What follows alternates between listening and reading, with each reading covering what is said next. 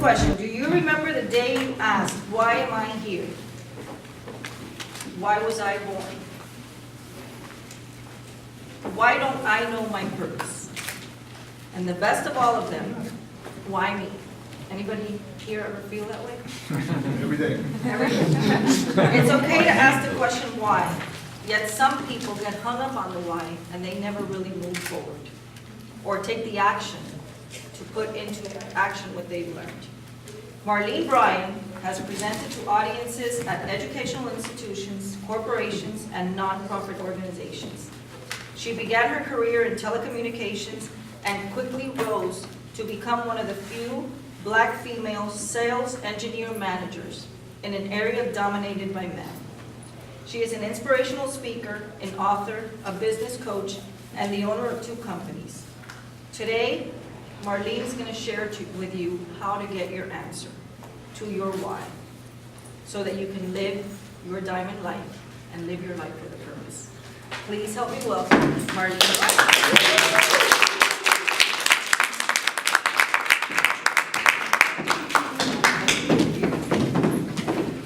Well, you all heard the question why. And we all know that at some point in our lives, maybe you're younger, you may not be asking the question why yet, but you will be asking the question at one point in your life. The amazing thing is my dad didn't have to ask the question why. He knew why he was here. When I walked into his hospital room, and as he was getting another treatment for cancer, I said to him, Dada, Jamaican, I'm from Jamaica, Dada, is there anything that you regret not doing? And this was a week before he passed. He looked off after he was smoking his nebulizer, I call it the peace pipe, to help him breathe, and he stopped and he looked at me and he said, yes. I said, what? I never lived why I was created to be.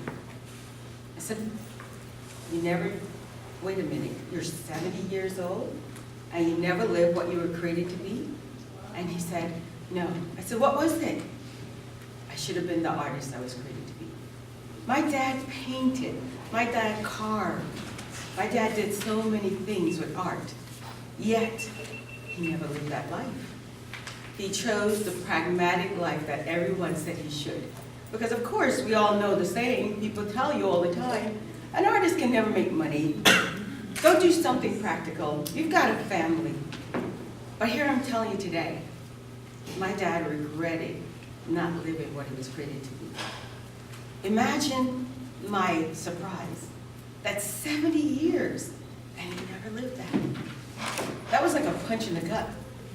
Because here I am being the sales engineer manager, being the product development manager, being all that corporate America and what America tells me is successful. And my dad is telling me he never lived his life of success. And that was a wake-up call for me. Because many years before, I knew that I was supposed to go out and encourage others. I call myself the Barnabas. For those of you who are Christians, you may understand. Barnabas was one of the disciples, and he was called an encourager. So that was my calling, to go out and encourage others. And here I am with my dad, and he's telling me this. My dad died a week later, but in his dying, in the process, he blessed me. Those were wonderful times for me with my dad, because I grew closer to him to understand more about him, and to empathize and let go of some of the questions I had about our relationship. But as I left out of there, and I saw my dad being buried, I said, oh no, I need to tell people that they need to live their life, they live what they were created to be. But as I was asking others about this, I found that a lot of people struggle with understanding, well, what's my purpose? What am I here for?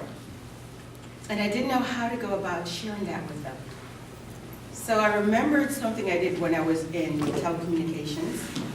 I would tell my guys, go out, go bring some sales in, and bring home the diamonds. Mama needs diamonds, Mama loves diamonds. And they will go out and sell and come back. And by the end of the year, they'll buy me diamond earrings. Not because I wanted diamond earrings, and not because I was in love with diamonds.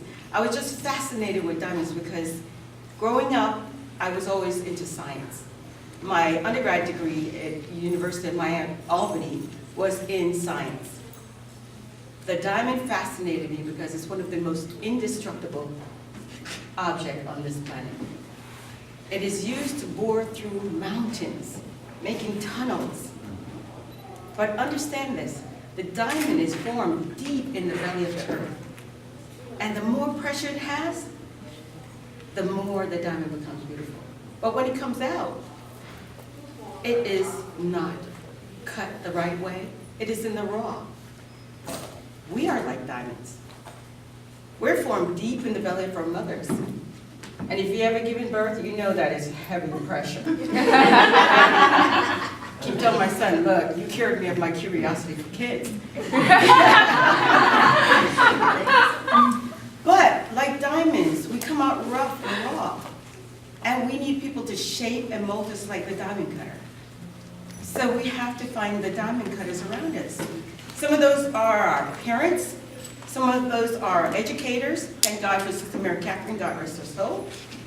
Yeah, I'm a repressed Catholic, if anybody know what I mean. You ever gone to Catholic school, you know what I mean? But these are people who poured into me to help me to determine who I am. And that's why I would say start with people who have been around you, who know you. When I was trying to find my purpose, I asked my mom, what do you like about me? She's like, you never listen to me anyway. She's like, the first day you got off the plane, by the way, I come from Jamaica, I got kicked out of the country. I tell people, at 10 years old, don't ask the principal who I bombed with water balloons. Why? But here I am in this country, and the first thing, I get off the plane, the next day I'm in the corner. My mom's put me in the corner. Because my mouth, I was raised with my uncle for 3 years. And the man was a whiz at business, but every other word was a cuss word. So guess what came out of my mouth? And that's why I was in the corner. But my mom said she admired most about me is that even though she might tell me don't do something, went ahead and did it, but that it worked out for me. And I would say people in your life love you, and they want the best for you, but sometimes they're not the ones to make that decision of how you should live your life. As my dad found out a week before he died that he regretted that. So the first thing I would say to you is, yes, poll people around you to see what they admire about you, and then write your own list down and see how that aligns with who you are. And then compare it with what they say. And you'll start seeing some drops, some inkling of what you should be doing. I asked my brother, who he and I at first were like sparring partners, but my mom will say, we think we're twins, we're 4 years apart, but we have 4 siblings, there's 4 of us, 2 boys, 2 girls, I'm the last one who bossed everybody around. But my second brother, I would say to him, what do you think I should be doing? And he said, oh my God, you talk so much. You might as well go out and talk, teach people. And that's one of the inklings, I'm like, oh my goodness, yeah. In my corporate life, I was always training someone. And that's what resonated with me, and I knew that the Barnabas had to be married with the trainer to be able to encourage others like yourself. So there are 4 things I like about the diamond. When we go to buy diamonds, come on with me, you know it's the cut, the color, the clarity, and the carat.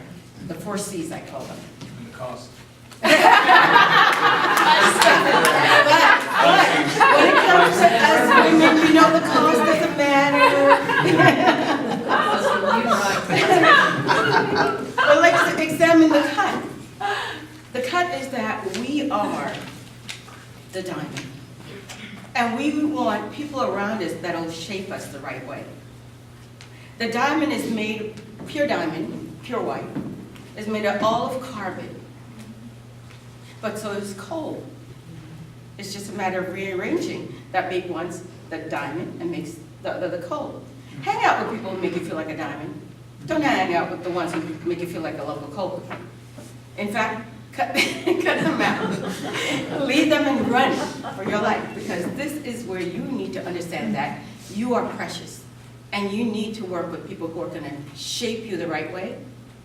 And eventually you become the diamond cutter as you go out. The other thing is the color. How many of you know why diamonds are pink, purple, blue? exposure to other elements? Hmm? Exposure to other elements? Oh my God, I love you. Exposure to other elements. So the carbon bonds with nitrogen and other chemicals. And yet, one might think that's a flaw because it's no longer pure carbon. But yet, those purple, hey, if somebody walk up and give me a yellow diamond right now, I'll be happy to take it. Because here's the thing, they're priceless, but so are you. You might think you have flaws. You might think that things in your life work well. You might hear from someone that you're not good enough. Who do you think you are? Like when I went to interview for my first engineering job, and the guy sitting there, I think it was 1992, I remember, I'm 27 now. But he said to me, I never interviewed a woman for this job before. And I'm thinking, dude, what century are you in? The good news is I didn't get the job. The great news was that the department got cut 2 months later, and I got a better job. I never stopped. I didn't let his discomfort of me being a woman pursue me.